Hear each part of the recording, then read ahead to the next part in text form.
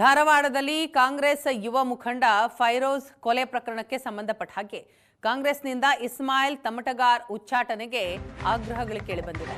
ಹುಬ್ಬಳ್ಳಿ ಧಾರವಾಡ ಕಾಂಗ್ರೆಸ್ ಜಿಲ್ಲಾಧ್ಯಕ್ಷ ಅಲ್ತಾಫ್ಗೆ ಅಬ್ದುಲ್ ದೇಸಾಯಿ ಮನವಿ ಮಾಡಿಕೊಂಡಿದ್ದಾರೆ. ಕಾಂಗ್ರೆಸ್ನಿಂದ ಇಸ್ಮಾಯಿಲ್ ತಮಟಗಾರ್ ಉಚ್ಚಾಟನೆಗೆ ಮನವಿ. ಇಸ್ಮಾಯಿಲ್ ಯೂತ್ ಕಾಂಗ್ರೆಸ್ ಜಿಲ್ಲಾಧ್ಯಕ್ಷ ಇಕ್ಬಾಲ್ ಉಚ್ಚಾಟನೆಗೆ ಪಟ್ಟು ಹಿಡಿಯಲಾಗಿದೆ.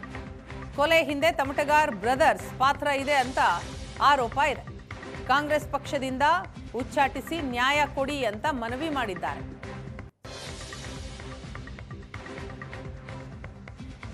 ಫೋನ್ ಕಾಲ್ ಮೂಲಕ ಫೈರೋಜ್ಗೆ ಜೀವ ಬೆದರಿಕೆ ಹಾಕಿದ್ದಾನೆ. ಜೀವ ಬೆದರಿಕೆ ಹಾಕಿರುವಂತಹ ಆಡಿಯೋಗಳು ಕೂಡ ಈಗಾಗಲೇ ವೈರಲ್ ಆಗಿವೆ.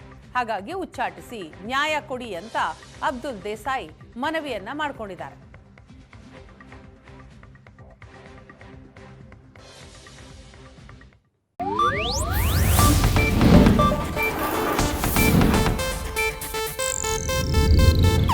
ಇದು ಏಷ್ಯಾನೆಟ್ ನ್ಯೂಸ್ ನೆಟ್ವರ್ಕ್ ಪ್ರಸ್ತುತಿ.